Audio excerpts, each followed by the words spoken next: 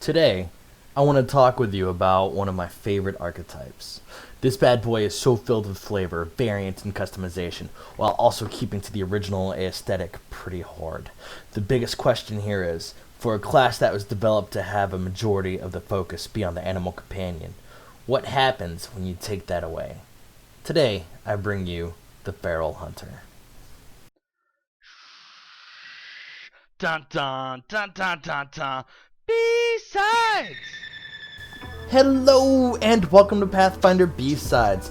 I'm your host, Professor Phoenix, and today we will be going over the Feral Hunter archetype, which was introduced in the Advanced Class Guide, the same book that brought you the Hunter in the first place. When giving descriptions of the classes in the ACG, it says, combining the natural skills and animal mastery of the druid and the ranger, the hunter teams up with a devoted animal ally to confront the enemies of the wilds. Players who want an animal companion to be their character's focus should consider this class. See, yeah, and I get that. That makes sense, right? But then we get to this archetype, which radically changes the very basis of what the hunter class is. Let's dive in and take a look and see what makes the Feral Hunter so special. Yeah? From the D20 PFSRD and the ACG, a Feral Hunter has forged a bond with nature that's so strong that she doesn't merely channel the aspects of animals. She actually becomes an animal herself. Though she lacks an animal companion, a Feral Hunter is in tune with the beast lurking within her flesh and spirit, and lives in a near-wild state of being. A Feral Hunter often resembles a lycanthrope, but her power comes from her own nature and is not influenced by moonlight or silver. So, what I'm getting from this amazing flavor text is, you are your own animal companion. How does this change the hunter for the better? I can hear you asking yourself at this very moment. Just chill. Let's take a look at the abilities. Solitary. Unlike most hunters, a feral hunter does not gain an animal companion. See, we already knew you weren't getting an animal companion, but I like that it legit states that as the very first thing, so players looking for ways to make their animal companion better automatically know and understand to move on to the next archetype. Classy move, Paizo. Next! Feral Focus, which is a supernatural ability. At first level, a feral hunter gains a limited ability to change her shape into hybrid animal forms.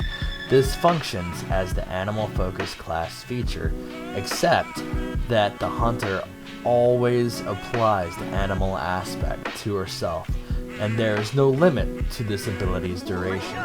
She can end this ability as a free action. When a feral hunter uses this ability, her body takes on cosmetic aspects of the animal, such as furry skin, longer nails, elongated teeth, and oddly colored eyes.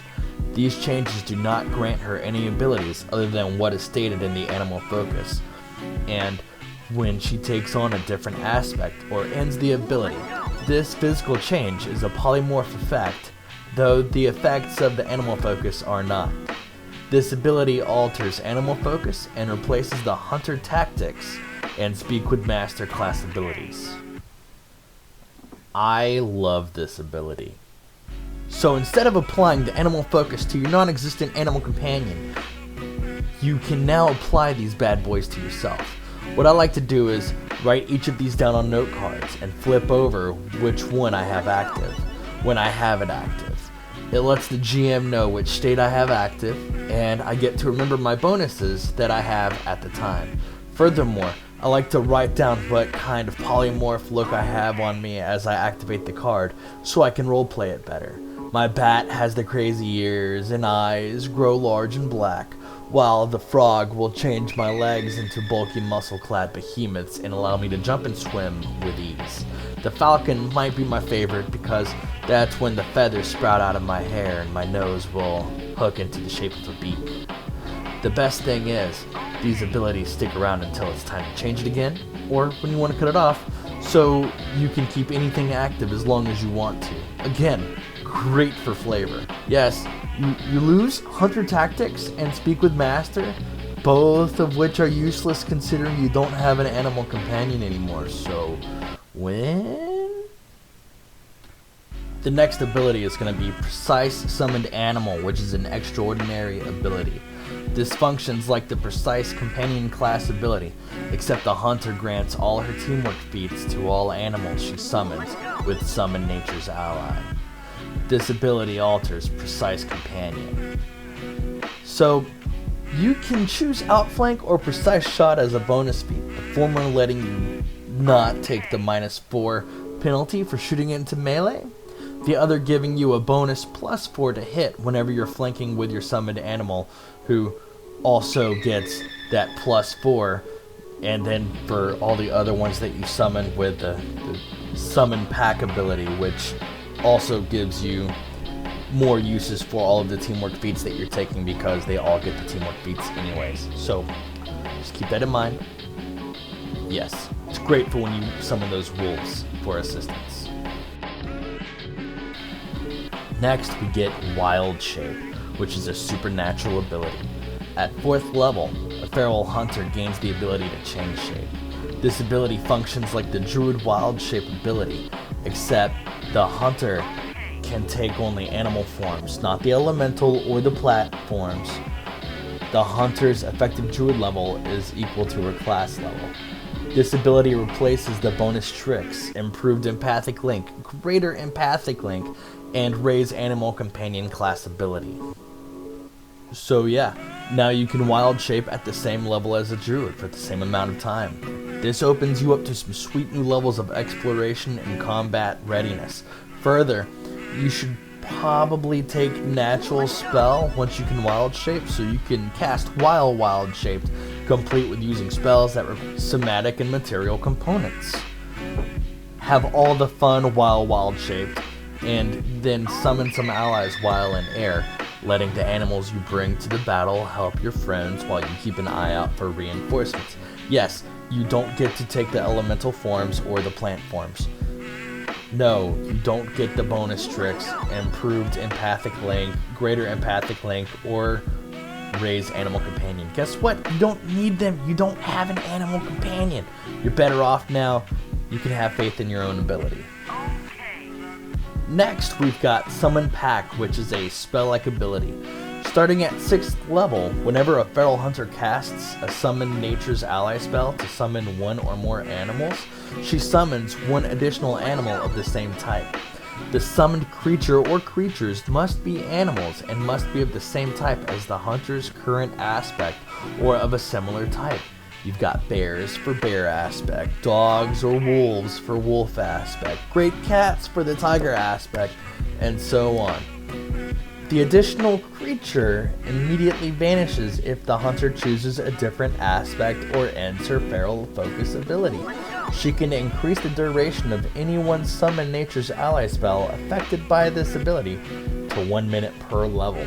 She can only have one spell with a duration increased by this ability active at one time. This ability replaces the teamwork feats gained at 6th, 9th, 12th, 15th, and 18th levels. So now, you even have the ability to bring in extra reinforcements, pending which animal aspect you're rocking when you cast your Summon Nature's Ally spell. This can be useful in combat, and can fit the aesthetic pretty well, and we can even call this your animal magnetism, which is a fitting bonus for all of that flavor that's just wafting in the air. You lose the extra teamwork feats, but that's not so bad considering all that you've gained so far. So, for me, one reference to a fictional character this reminds me of has got to be Bloodgone from the Aragon books. I know, don't click off yet. So, from the 3rd book, which is Brissinger, right? Just a little bit of backstory on this dude, okay? The best and easiest way to explain is that he's an elf that's addicted to nature's beauty to the point of changing how he looks using magic to change his physical appearance.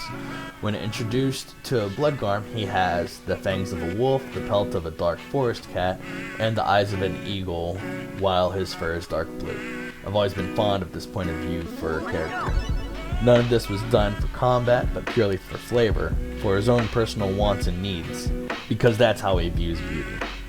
Mind you, make your feral hunter the way you want, and all will be most glorious.